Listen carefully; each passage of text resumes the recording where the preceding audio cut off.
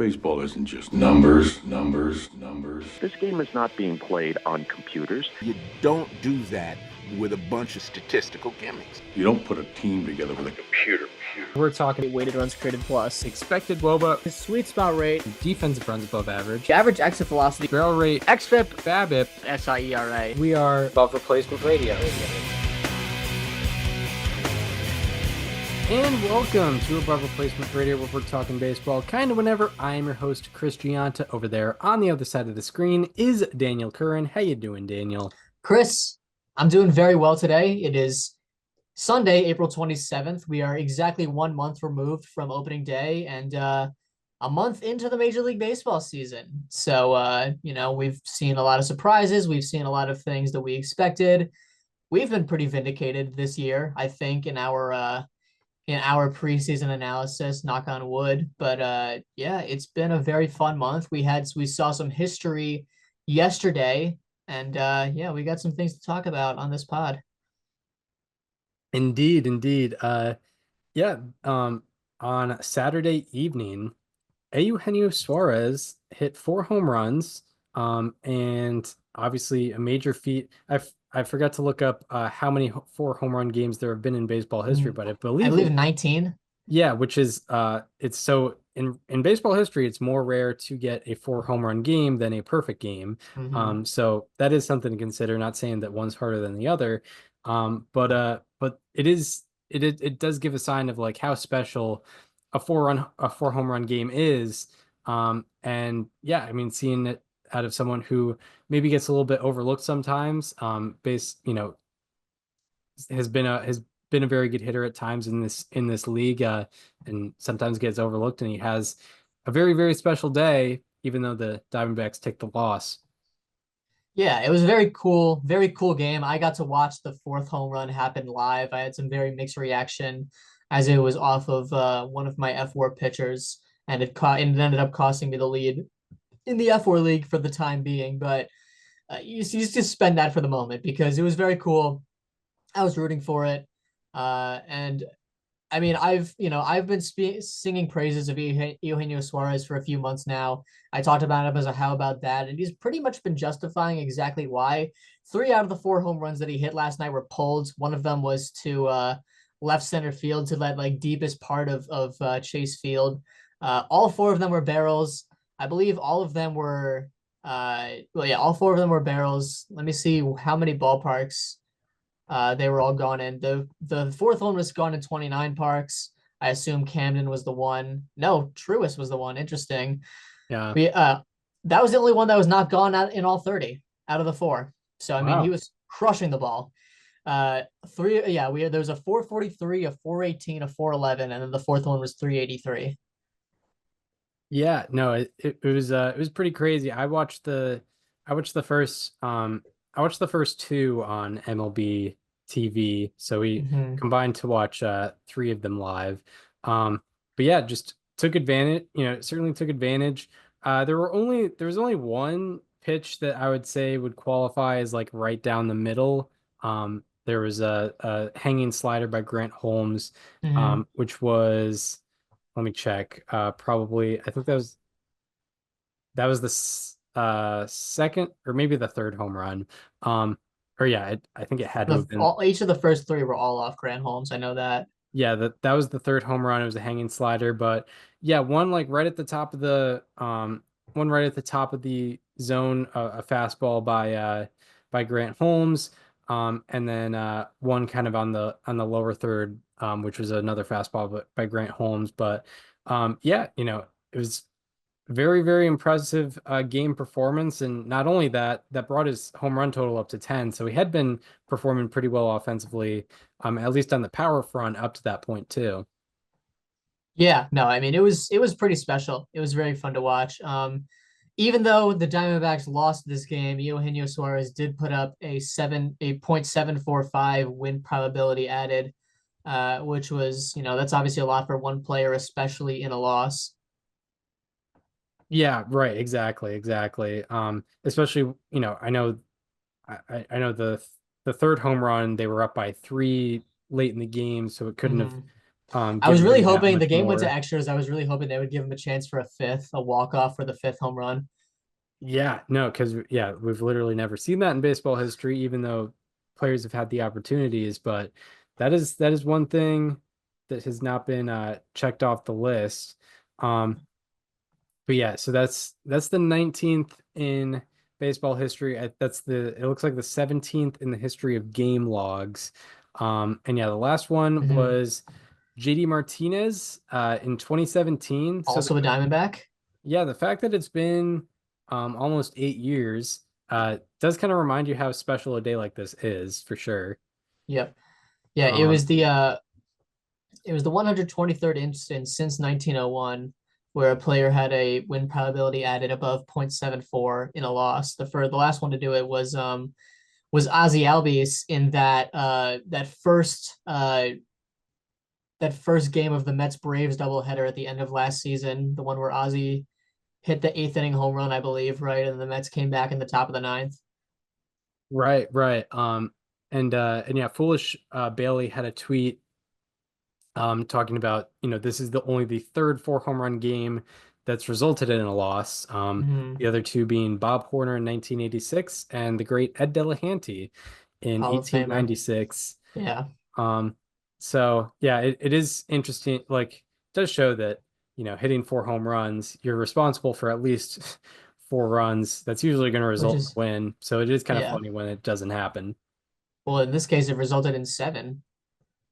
Um, And the Diamondbacks were also up, late in this game. The Braves scored two in the seventh and three in the eighth. It was a 6-2 ball game, I believe, right? 6-3 yeah, ball game. yeah, 6-2. Because Yeah, yeah, 6-2. You're right. I that can't do third math. homer brought it up to 6-2.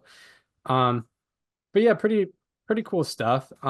It is fun. It doesn't have, I guess, the respect of a perfect game, and I sort of get why, but it's still Yeah. just the fact that it's as rare as a perfect game, just about It's more does. rare, I think. Well, I guess no, technically it would be. I feel like it'd be less rare, right? Because in any given game, there's essentially like 18 chances for it, but there's only two chances for a perfect game.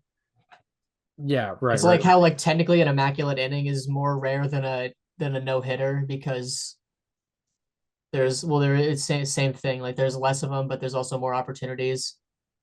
Right, yeah, and yeah, and also the fact that there's only been 19 four-home run games as opposed Hmm. to what, 24 perfect games?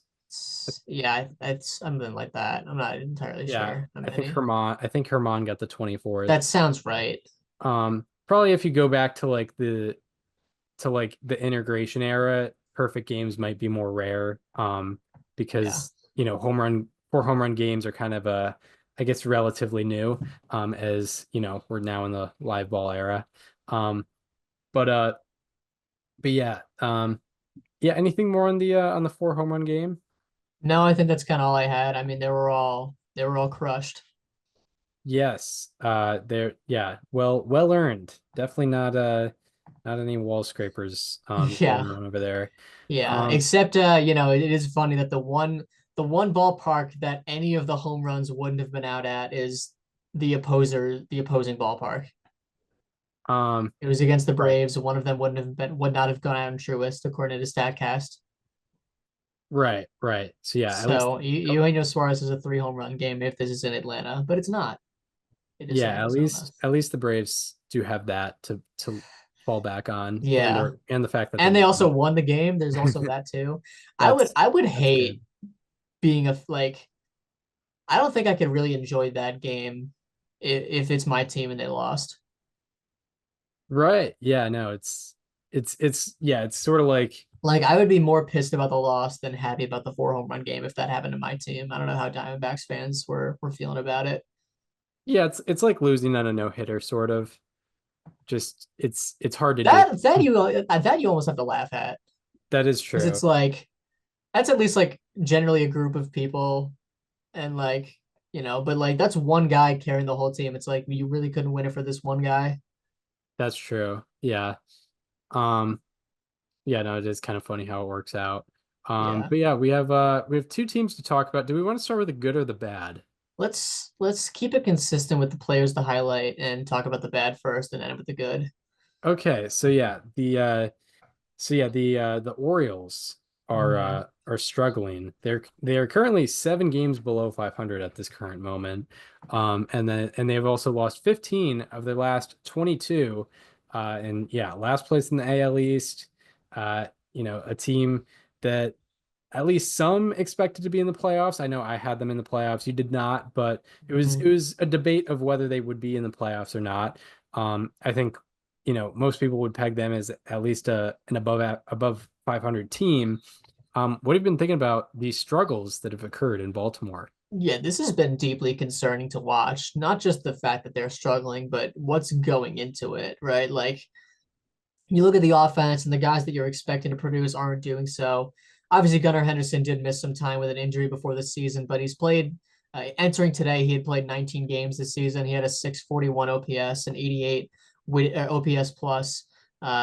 Today, I'm not sure how he did, but they did get shut out today by Tarek Skubal. Okay, so he did go 1 for 4.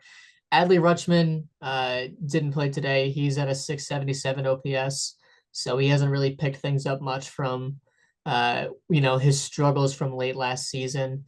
The entire offense has been essentially Cedric Mullins and Ryan O'Hearn, and really nobody else. I guess Ramon Urias has been decent, but in a smaller sample. But yeah, no one else is really hitting for this team. And on top of that, the defense and pitching haven't been good either. Yeah, exactly. Adding on to the offense, the yeah, the in the month of April, which is when this skid sort of started, them losing 15 out of 22. As you mentioned, Gunnar Henderson's at a 641 OPS, or at least heading into today.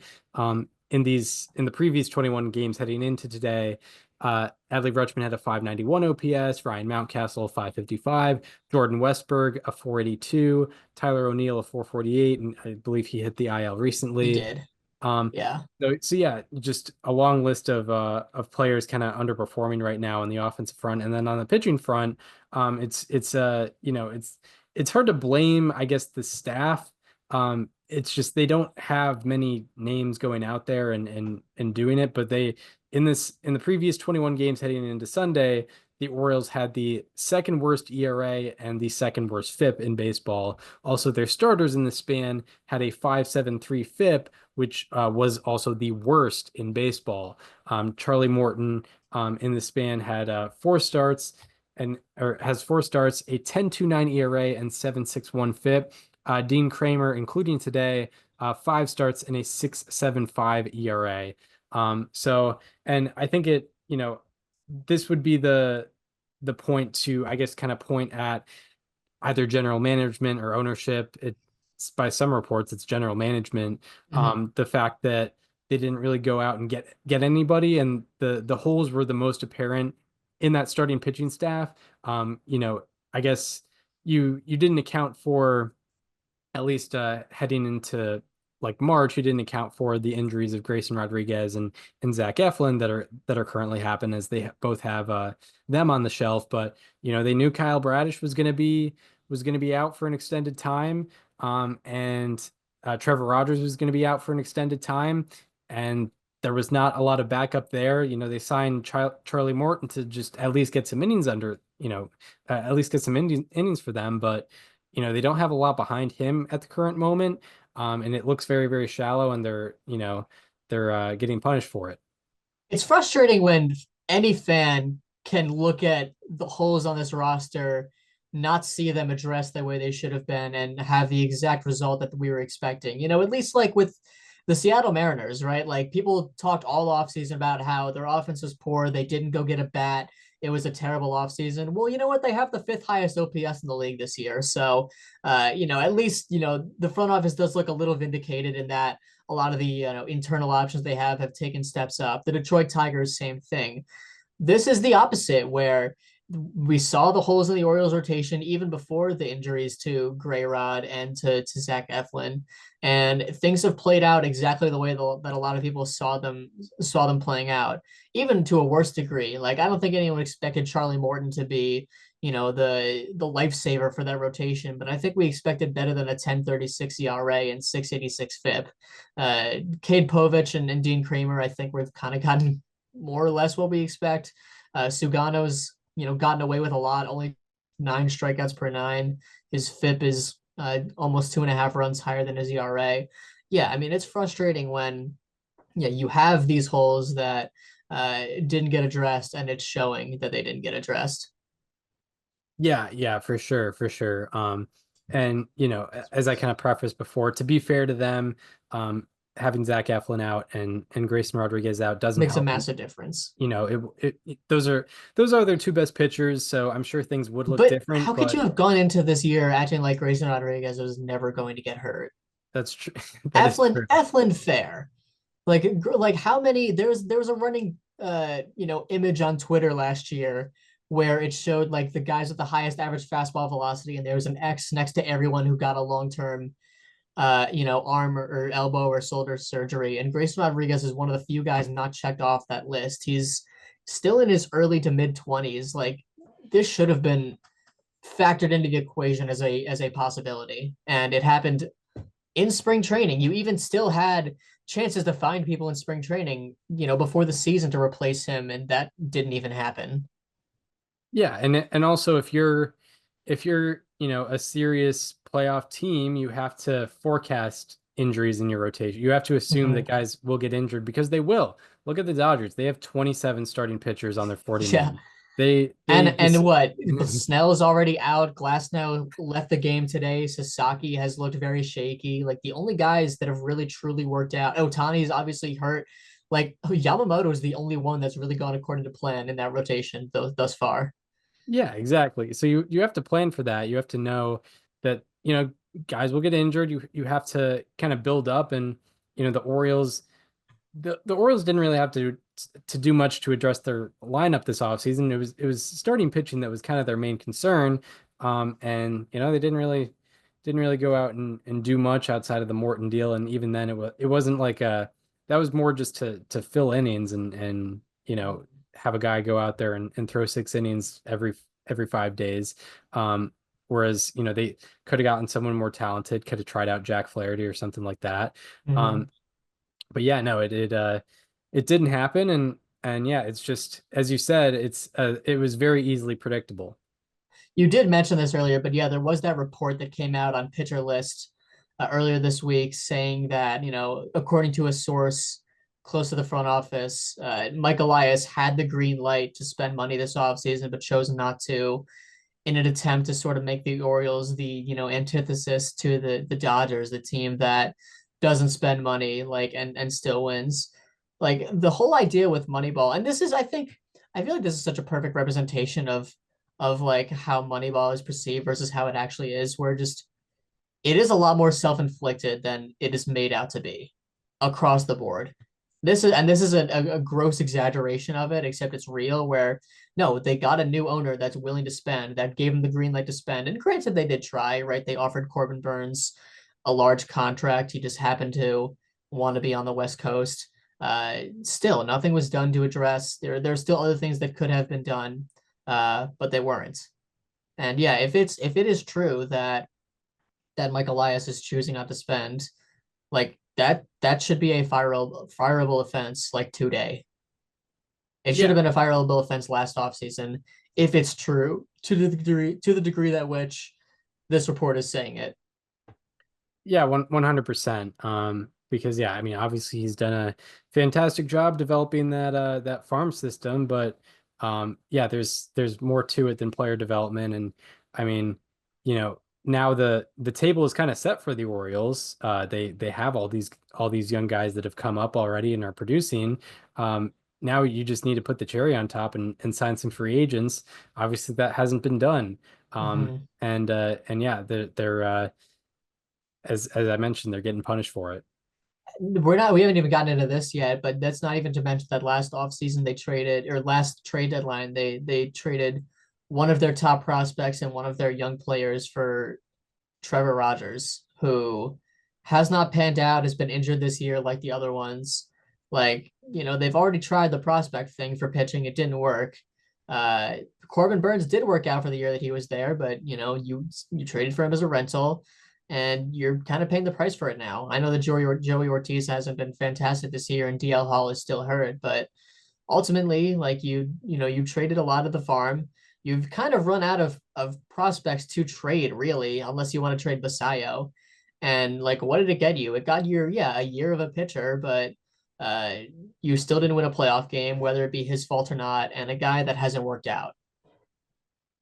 Right, right. And it's extremely hard to try, like I don't know if this I don't think this excuse was made, but it's hard to say you're kind of waiting out the market when you're talking about starting pitchers, because every single year there are at least three quality starting pitchers that are available and can be signed. Whereas, like, yeah, if they had a hole at catcher, which obviously they don't, but if a team were to have a hole at catcher, and you don't sign a free agent catcher, it's understandable because there's usually not a good free agent catcher on the market. You can kind of see where the internal thing is. With starting pitchers, there's always good starting pitchers out there. So it's hard not to pull the trigger on at least one.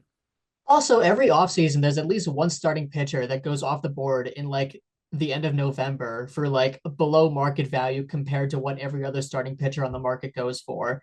Like, what if they signed Yusei Kikuchi to the same deal that the Angels signed him to? Like, even if he hasn't been fantastic this year, like that makes a difference. Like look at the deal that, Aaron Nola got compared to what other starting pitchers that same offseason got. It made the Nola deal look like a bargain. That's another thing where like you could have made a real offer to somebody, even didn't even have to be Corbin Burns. It could have been literally someone like a Yusei Kikuchi earlier in the offseason, just to like throw up, to get someone out there and at least be on the board and still go for Burns with a reinforced rotation. And none of it happened. They didn't even take that step at all. Yeah, 100%. And that certainly encourages other people to join the team as well. And then on the other end of that, it seems every year also there's a pitcher that's just looking for a really good pitcher who's looking for a team who's looking to prove themselves on the market, whether Mm-hmm. that be Blake Snell a couple off seasons ago, Jordan Montgomery a couple off seasons ago. I know that didn't work out, but Jordan Montgomery, Jack Flaherty this past year, who would Mm-hmm. not be a Former long-term Oriole. commitment, who Well, can just I don't know. go. Maybe they didn't want to. Maybe they didn't want to try that one again. True. I mean, yeah, it didn't work out in 2023, No. um, but like there's always that option, and some teams have reaped the benefits of that, but yeah. So I mean, so yeah, like they've lost 15 of their last 22, and pitching has been a major problem within those 22 games. So it's definitely it's hard not to look at the offseason to see where a lot of those problems kind of stemmed from. At this point, do you think there's very real fear that the window is closing like right now, way faster than we could have ever thought? Yeah, that's a good Because question. because like the Red Sox are better. The Yankees are still the Yankees. I know the Rays and Blue Jays shouldn't be huge threats, but they're both above the Orioles in the standings. Right. Yeah, I mean, yeah, I think me predicting them to be, second place, and I think the 4 seed in the AL playoffs was me trying to kind of be like, they're still.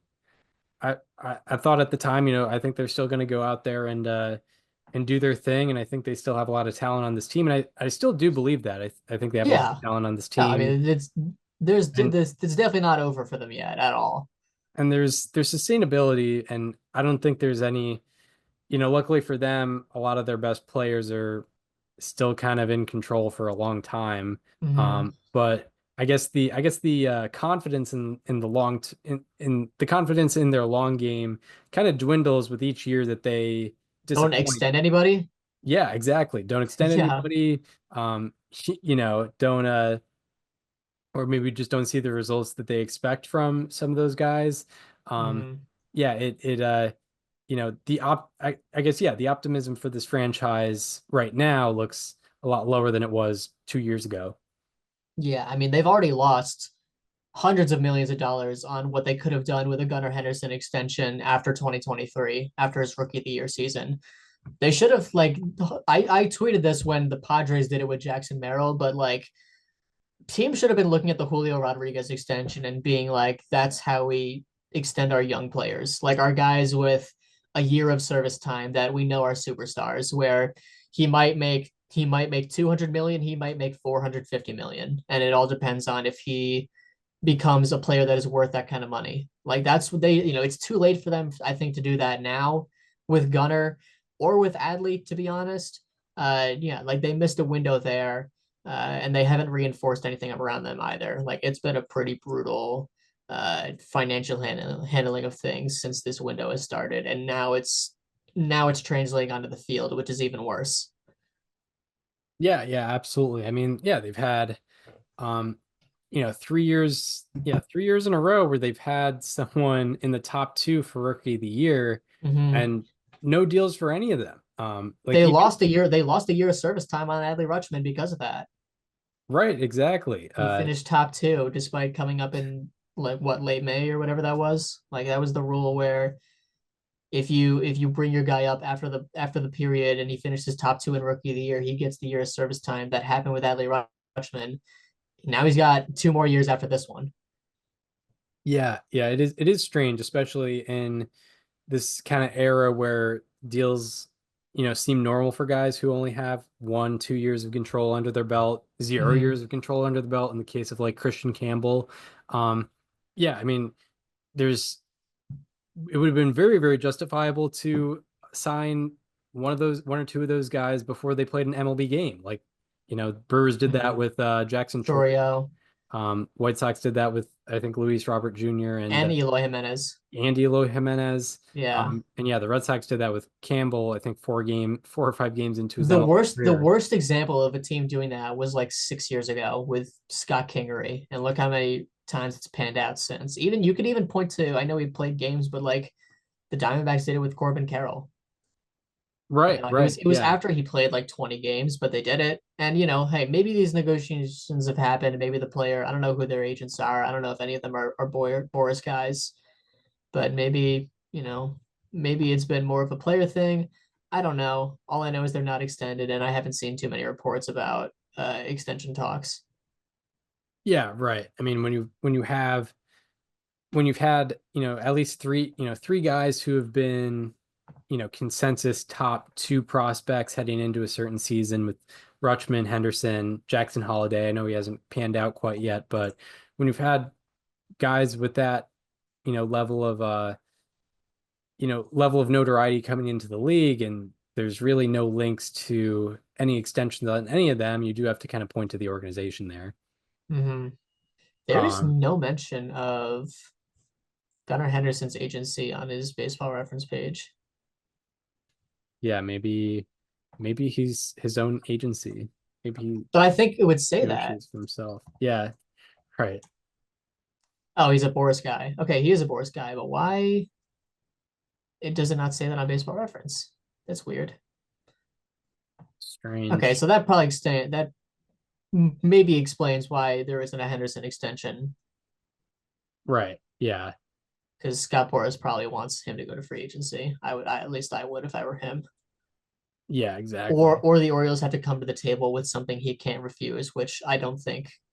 I don't think certainly before Dave Rubenstein that they were capable of doing that. And after Dave Rubenstein, when he put up an 8-win season, it made it a lot harder to for that number to be realistic, or at least what they wanted. Right, exactly. And maybe they're sort of in the process of still figuring out who they want to commit to, but I mean, pull the trigger at some point. Um, but yeah, anything more on the Orioles? No, I think that's it. I mean, I don't know. I think we did quite a lot on them for a team that has only played 27 games, and hey, maybe they'll go on a run and they'll be over 500 in 2 weeks. But yeah, I mean, this is I think we spent a lot of time on this because it is a genuine fear we have that they failed this so badly that the window might be closing now. Right, right. I mean, and like obviously shout out to shout out to them for building what they Mhm. have, and I'm sure. Yeah, it took a lot of hitting on draft picks that they weren't expected to make. And I've talked about that before on this show. Yeah, and I'm sure for this year, I wouldn't be surprised at all if they're above 500 this year. I wouldn't be surprised if they make the playoffs this No, year. But neither would I. right now it doesn't look very good, and you do have to kind of start pointing fingers. And like yeah, they've done a great job of rebuilding, and it's funny, it's very parallel to what the Astros did, but the Astros also were consistently a top five payroll in or have Mhm. they're still kind of in that window right now. But in that window Yeah, of that was another thing I didn't understand about the what was said in that report was like Mike Elias came from the Astros. yeah, right, exactly. And they yes, they were also built largely from the ground up, but they spent. Yeah, 100%. Like they've consistently been in this run or in that run of seven ALCS appearances in a row, Mhm. consistently spending $200 million a year on players, consistently top five, at least top 10 in the payroll. Oftentimes you need to spend to win, and it's been since it's been 10 years since a low budget team has won the World Series. So Yeah, and people let's still try to replicate that team. yeah, it's ridiculous. Then that team also just got back to the playoffs for the first time since that World Series last year. Yeah, right. Like the the less you're willing to spend in that window, the smaller that window is. Mhm. Because Yeah, it's that like would for that team, it was literally 2 seasons. It was really like a season and a half. yeah, right, exactly. Um yeah, it's if perhaps 2013 or 2014 they signed a couple big free agents, maybe they're making playoff appearances for longer than they did, but Yeah, Carlos they Correa didn't. missed a ground ball, and because of that, the Rockies signed like 17 relievers to big contracts 3 years later. Right.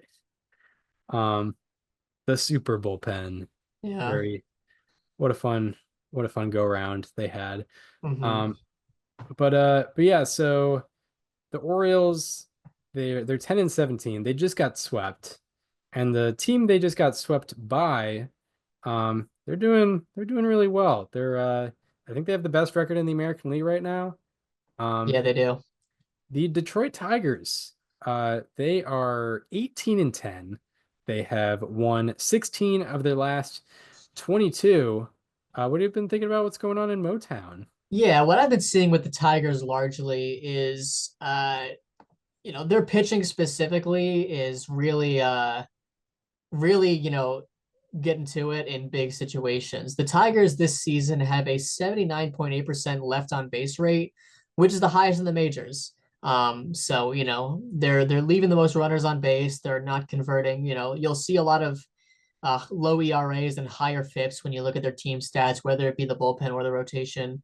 And that's because, their pitching really is buckling down when it matters. Tigers pitching has a league leading 1.9% barrel rate against with runners in scoring position. And that's before today, where it probably went down. And they also have a league leading 55.8% ground ball rate against with runners in scoring position. So that's my biggest takeaway from the Tigers is that, whether it be the pitching, whether it be the starting pitching, whether it be the bullpen, and it has largely been the starting pitching for sure. Um, yeah, they're getting the big outs, they're not allowing the big hit. And it's, early in the season and stuff like that, that really translates and makes a big difference, in the win-loss column. Right, right. And even just, independent of situations, they do in this Yes. 22 game or in this or the 21 game span leading into today, they had the second lowest FIP in all of baseball. So, they were just kind of good overall on a batter to batter basis, but certainly, there was a big ERA FIP difference. Mhm. And leaving guys on base does have a good bit to do with that. And yeah, I think just overall, what's been kind of coming together is just they are definitely a more complete pitching staff than they were last Yeah. year. Thanks to them, getting Jack Flaherty in the offseason, and also Jackson Jobe coming up. In this span here, in this 22 game span, Jack Flaherty has thrown 21 and 2/3 innings. He has a 2.49 ERA and a 2.53 FIP. He kind of looks on pace to do what he did in Detroit last year. Tarek Skubal has really settled in since his first start of the season, not including today. In his previous 3 starts, he had a 1 flat ERA and a 1.09 FIP, and those only decreased today as he went Yeah. 6 shutout innings with 11 strikeouts, no walks. And then Jackson Jobe in the span, 16 innings, looks like no home runs allowed, 1.69 ERA and 2.78 FIP. So, last year the fun thing about the Tigers, in their crazy run, in their crazy September run and crazy October run, that lasted until the game 5 of the ALDS, it was the chaos. It was, who's gonna, it was who's after Tarek Skubal. It's like it's just gonna be a random assortment of pitchers. And obviously that's really fun, but it's not a great long-term solution. This year they have a lot more options, a lot more depth, and I think it's creating a more sustainable product in Detroit. Yeah, I mean, I don't think it can be said enough how key it is that, Reese Olson has really found himself as a pitcher, that Casey Mize has been one of these guys, like I said, buckling down to key situations at 94.5% left on base rate. He's getting the big outs, and maybe I'd like to see more strikeouts, less home runs out of him going forward, but for right now he's making it work. Job, I would also like to see more swing and miss, but he's got a ground ball rate around the 50% range, which is very nice. Most of the bullpen outside of guys like Bo Brisky, guys like Kenta Maeda, has been exactly what you'd want them to be as well. Yeah, yeah. I'm glad you mentioned Reese Olson. He was someone I forgot to mention Mm-hmm. within that. In his last 4 starts, he has a or wait, I forgot to go back to the tab. In his last 4 starts, he has a 2.38 ERA and 2.72 FIP. So he certainly contributed, and he is someone who I guess was kind of part of the chaos last year because he was at a point a consistent pitcher and consistent guy who was getting innings, but I think what happened, I think he had gotten injured, and then when he came back, he was kind of like a one-time through the lineup type guy. He after he got injured, he didn't face more than 16 batters in a start.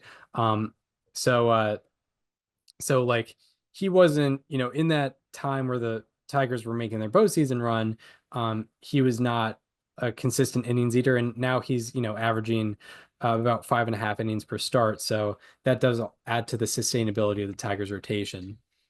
Chris, if I told you on opening day that that a month into the season that Riley Green would have an 87 weighted runs created plus and didn't tell you anything else, what would your analysis be of the state of the Detroit offense as a whole? Yeah, I mean, yeah, I would think they would definitely be a below average offense.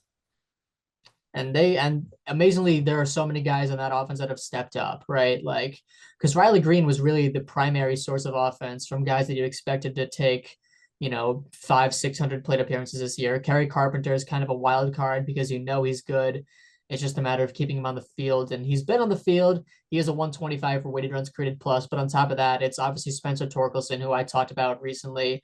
Zach McKinstry's been huge for them this year, a 164 weighted runs created plus, and he does have a 426 BABIP, so we don't expect it's gonna follow too much of the season, but also like 15.7% walk rate from him. Justin Henry Malloy has been, he's a situational hitter for them, but he's been excellent. A 121 weighted runs created plus. Even Javier Baez has a 112. Like that's how you really know that things are going well in Detroit, and that offense is Javier Baez is playing center field, by the way, and like I can't emphasize that enough. Like Javier Baez playing center field means he is producing enough offensively to justify needing him in the lineup.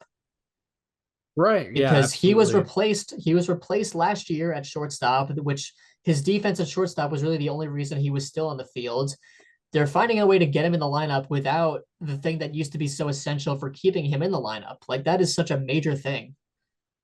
Yeah, yeah, it is interesting. And I'm sure whenever, Parker Meadows comes back, there will be Which sort of a conversation that the Tigers are forced to have. But yeah, I mean, even with Parker Meadows out, you probably would have predicted that there were better offensive options in the outfield than Javier Baez. But yeah, he's out. He's, as you mentioned, he's above average this year offensively, which is pretty crazy. But yeah, I mean, Tigers best record in the American League. I'm trying to see, like, it doesn't seem like they've had a super high concentration of easy opponents. Like they've They did get swept by the Dodgers. yeah, they've They're got 18 and swept by the 7 Dodgers, since. but that's part of their record. That's part of their Yeah. they withstood that and And still not only that, but they played close games. Like there were a couple games there that they could have maybe even should have won. right. I mean, they've only had one series against the White Sox. They won a series against the Yankees, won a series against the Twins, won a series against the Padres, won a series against the Mariners, Yeah. who are all, pretty formidable teams. So yeah, it's not necessarily that they're, beating up on poor competition either, which is a very good sign for how they look long term. hmm Yeah, no, I mean they've been playing some really solid ball. It's And cool to see. they're 3-4 in one run games. Yeah. They're underperforming their Pythagorean as well. So Yeah, all signs of sustainability is what we're trying to say. yes. Although, yeah, the only thing that 12 and, wouldn't point that direction is their ERA and FIP differences, well, because yes, of course. they probably will Also, not sustain a they low are twos ERA. they are also under 500 on the road, and 13 and 3 at home. That's pretty crazy. Yeah, so because maybe let's start winning some more road games. They have a very lengthy road trip coming up against teams that they should beat, the Astros, Angels, and Rockies. Right, one tough opponent in that group, the Rockies especially. What is going on with that team? Man, they are not good. Who could have Yeah. who could have thought they were not good? Well, to I be mean, fair, they're like 2024 White Sox bad so far. yes. They're they're reaching I do that like territory. I know that we're kind of just switching gears here abruptly, but how bad, like the Rockies would probably be worse if we didn't have the balanced schedule and they had to play more games against the 4 divisional opponents that are all playing a really good baseball this year. Yeah, that is true. That's true. That would be something. Were they were they saved by the schedule and the way that the White Sox, I guess, were punished by the new schedule and not facing a bunch of AL Central teams, even though Yeah. I don't know, I guess that can be contradicted by the fact that the rest of the AL Central went above 500. But yeah, no, that is a good point. That yeah, they do have Mhm. to. They're playing 24 I think 24 less games Yeah. against that division, Mhm. which could help them out in the long run. Could help them avoid history.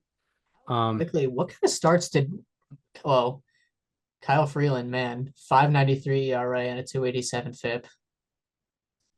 Well, That is rough. shout out to my first how about that of the year. Yeah.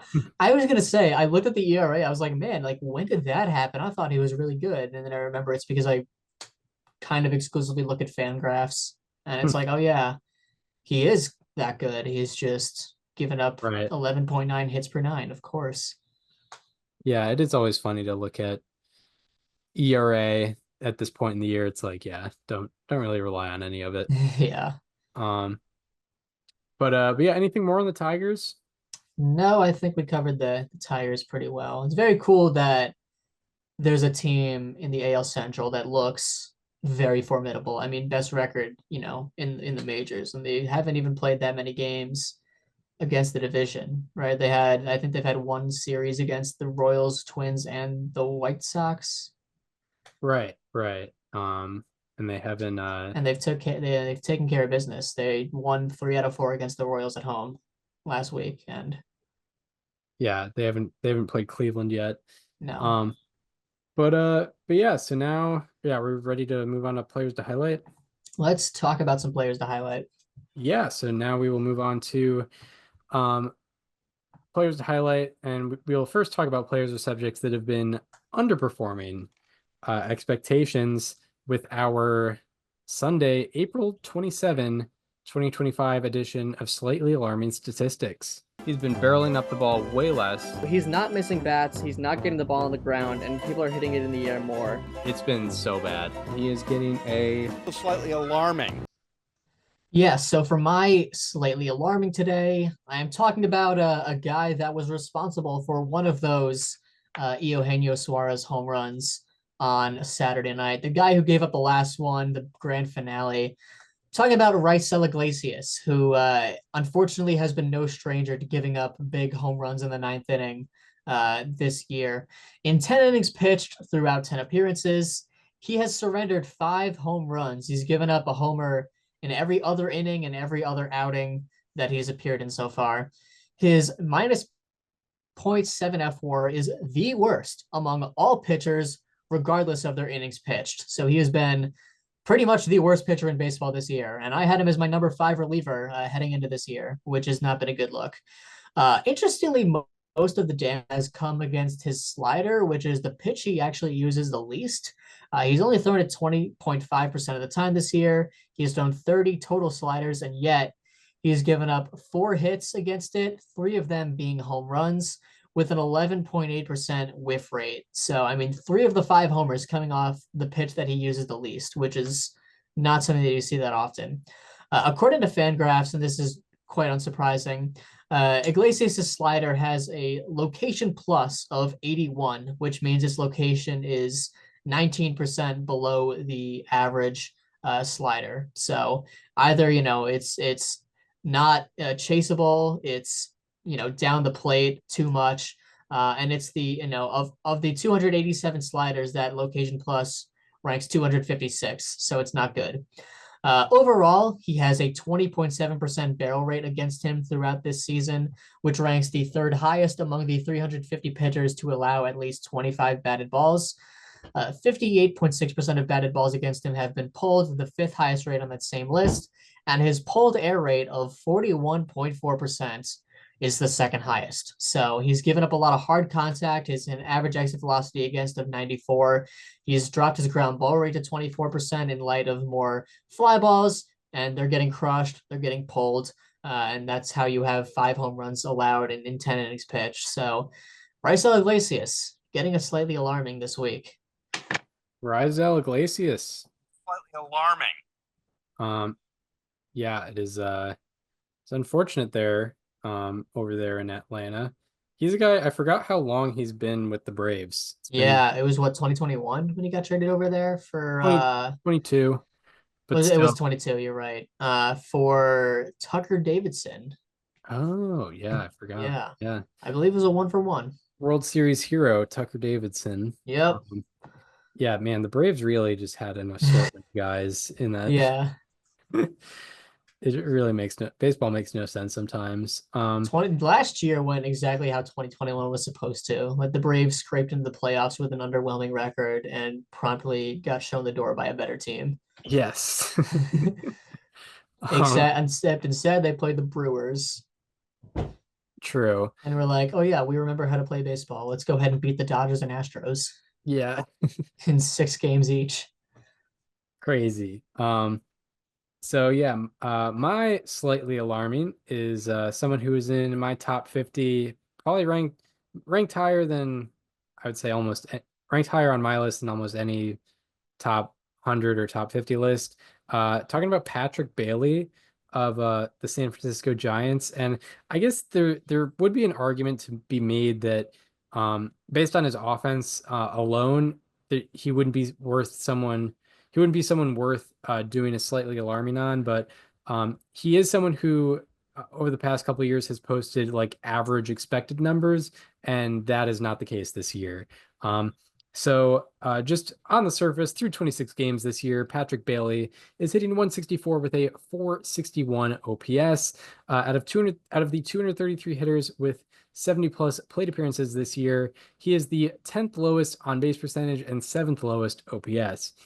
Out of 186 hitters to see 300 plus pitches heading into Sunday, Bailey had the 3rd lowest expected slugging, 2nd lowest expected batting average, and the lowest expected WOBA. He also from 2024 to 2025, his strikeout rate has gone from 22% to 35%, and his whiff rate has gone from 23% to 42%. Out of the 233 hitters with 70 plus plate appearances this year, Bailey has the sixth highest strikeout rate, and among the 186 hitters to see 300 plus pitches heading into Sunday, he had the second highest whiff rate. And very alarmingly, out of the 182 qualifiers heading into Sunday, Bailey had the worst year-to-year change in whiff rate and the second worst change in strikeout rate. And then along with not making contact, when he does make contact, it is worse. His average exit velocity has gone from 91.3 miles per hour last year to 86.9 miles per hour this year. And his line drive rate has gone from 31% to 15%. It is cut by more than half. Out of the 182 qualifiers heading into Sunday, he has the fourth worst year-to-year change in average exit velocity and third worst change in line drive rate. And also, to add to the batted ball data, half of his batted balls have been fly balls, which sometimes can be very good, but in this case, it's not good because only 9% of those fly balls have been barrels, which is far below the league average of 24%. And as we know, fly balls can be very hit or miss. If you're taking advantage of them, they can be the best thing in the world. But if they're staying in the park, I think fly balls, the league BABIP on fly balls is like 110 or 120, somewhere in that range. So if you're hitting fly balls, you have to be making sure that a decent amount of them are leaving the park. And with Patrick Bailey, that is not the case. And that's been hampering his results. So Patrick Bailey, he has been striking out way more, swinging and missing way more, hitting the ball way softer, hitting way less line drives, and also is the overwhelming majority of his fly balls have not been barrels. So just everything is looking very bad, both on the surface and under the surface for Patrick Bailey. Slightly alarming.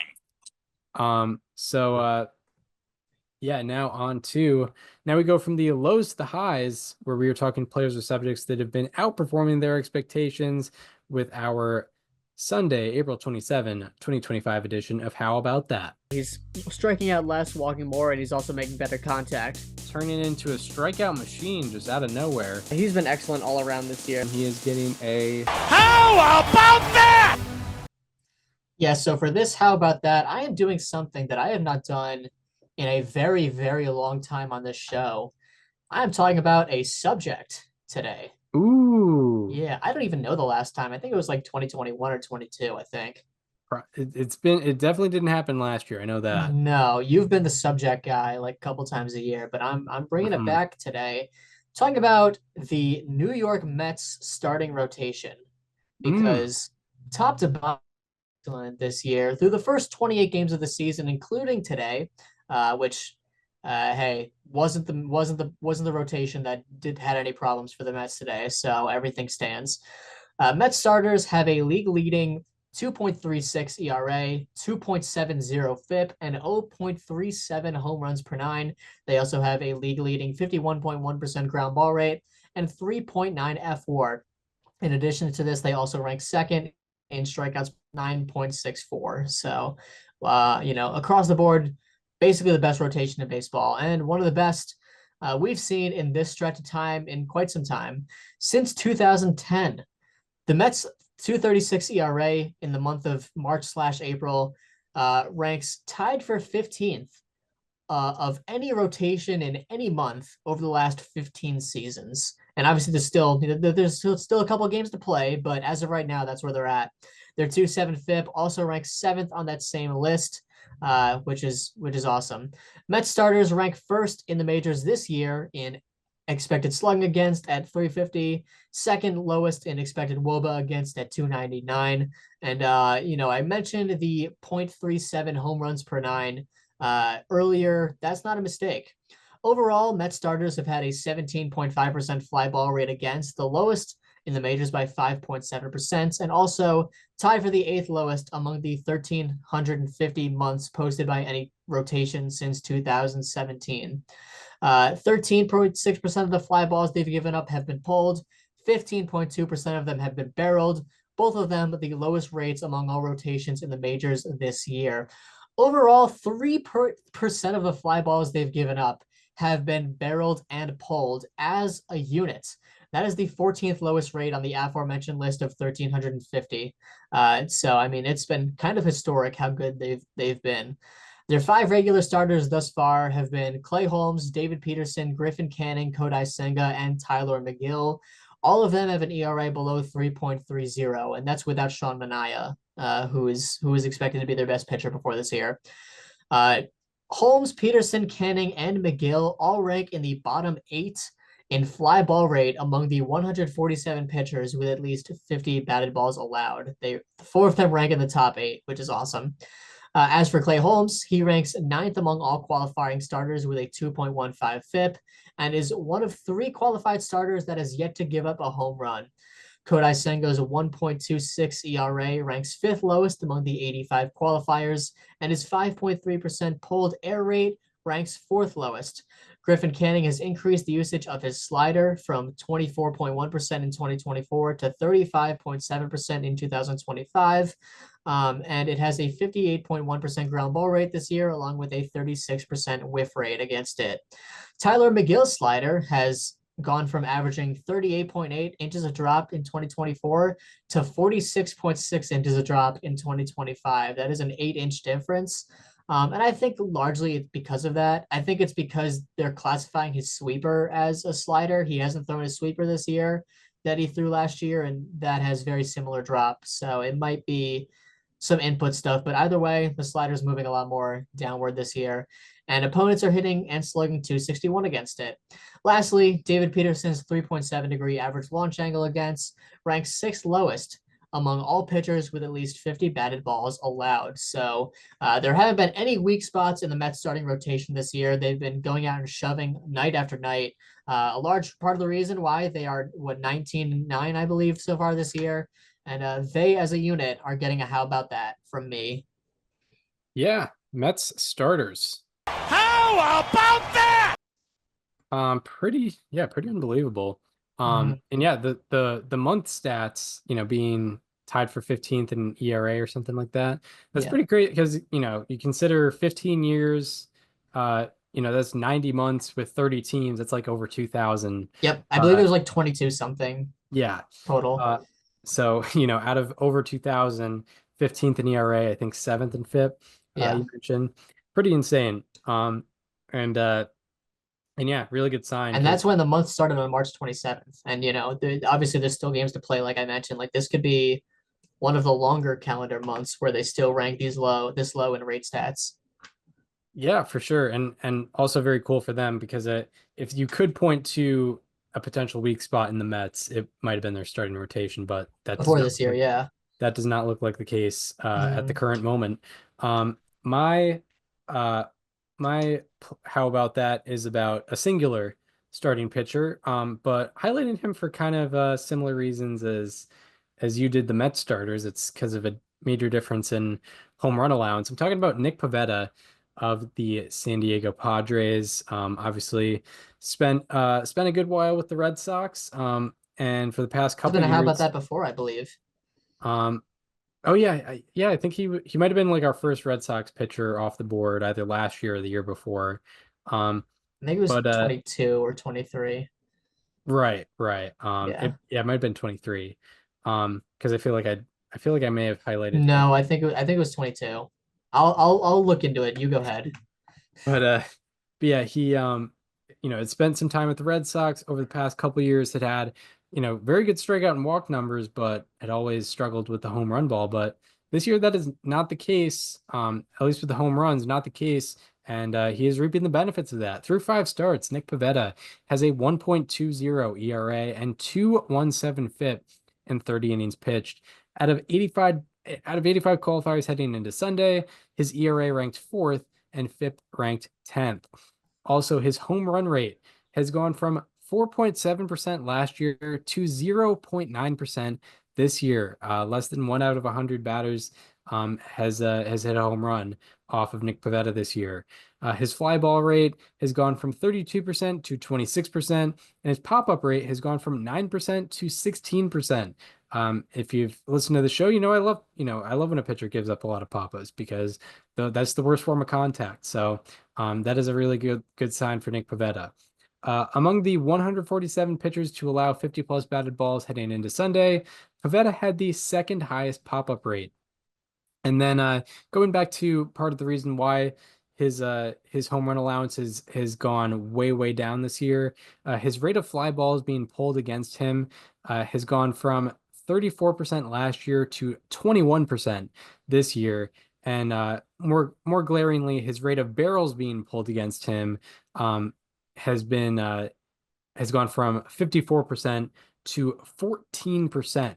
He's allowed 7 barrels, but only 1 has been pulled, and that's resulted in really good things for him. I believe he's only allowed 1 home run this year. So yeah, Nick Pivetta, looking sensational this year, and looking like maybe one of the sneaky, really good signs of this offseason. And he is getting A. How about that? Maybe Yeah, just so- needed a change of scenery. Yeah, real quick. 2023 was the year that Nick Pivetta got put in the bullpen. So the how about that would have been 2022, because I do remember you doing it as a starter.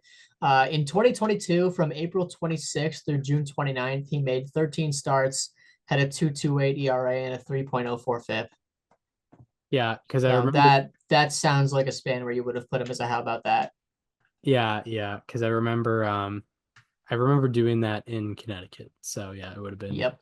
have made sense. Yeah, I forgot that 2023 was the bullpen year for him.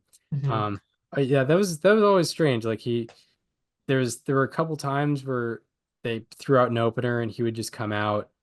I think also 2023 was like the least Red Sox I've watched probably in my time as a fan, which is because I lived in New England for most of the season and was also going to games every night.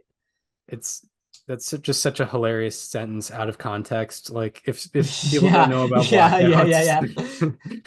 It's a great point. I normally, the one time I lived in New England for the entire year, I just, I didn't have any way to watch the Red Sox. It's tough. Oh man, that's so funny.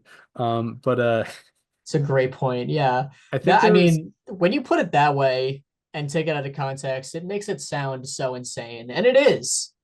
yeah. Like, yeah, I that's couldn't watch wild. the Red Sox this year. I see I had to stay in New England during the summer instead of going back to New York like I normally would have done. So like, what am I gonna do?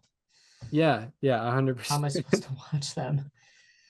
Yeah, like that happens with me. It's like, I want to watch the Red Sox today, but they're playing the Orioles, so it's a little more complicated for me. Yeah. As a resident of Virginia. Shout out to SNY for putting their broadcasts directly on MLB TV. I don't know how and nobody else other than the Dodgers have done that. The Mets aren't even blacked out for me. You can literally just pull up SNY on MLB TV and it works. Yeah, no, that's pretty wild. Yeah, But it's beautiful. the last thing I wanted to say on Pivetta, I think there was one start he had in Seattle, or just a start he had where he was the starter, but he came out of the bullpen because he just felt like it was like a suggestion of like, oh, you feel more comfortable out of the bullpen. Why not just like instead of coming out of the dugout, just come out of the bullpen? And I think that happened, but Mm. I may have to do further research in order to confirm that. But yeah, that does it for players to highlight. Anything you wanted to touch on before we wrap this episode up? Shout out to O'Neal Cruz. Looks like he really might be doing it this year. 8 Yeah. home runs, 12 stolen bases, OPS over 900, still crushing the ball. I know the defense has been shaky, but he's also literally not playing his position. Right. So there is that aspect of it. Yeah, there's a couple guys who are certainly on the radar for 40-40 this year. Yeah. Obviously that isn't as crazy a concept post rule change. He already but also, he stole 22 bases last year. He's already at 12 this year, which is exciting. yeah, for sure. And Maybe it's sure because he's getting on base more, but I mean that's still, I don't think that lines up proportionally. yeah, no, and I guess we could look at if you look at the advanced stats, the base running statistics. Mhm. So he um so he's stolen 12 times on 40 attempts. Last year he On stole how 20, many? or he's stolen 12 times on 40 opportunities, excuse me. Oh, okay, I think you said on 40 attempts. I was like, Yeah. wait, what? How Um does he have a positive BSR? The little 1.4. Yeah, he's so gotten caught stealing 28 times, in in once per 2020 game.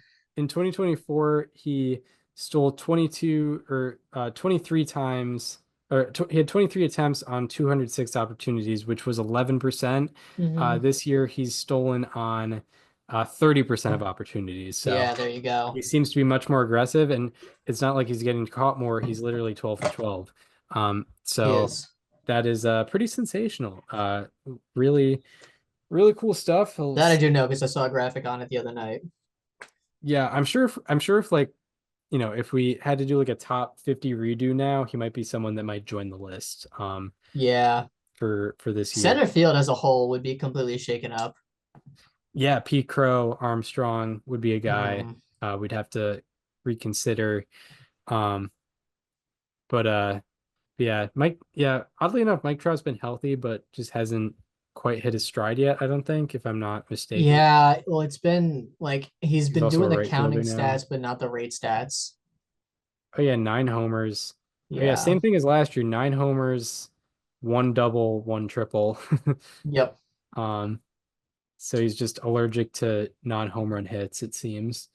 It Very does make me sad because it really does feel like, it's like it's always been like, oh, like if he just stays healthy, like he's still got that 2012 through 19 Trout in him. I don't That's becoming less and less uh see like likely by the day at this point, it feels.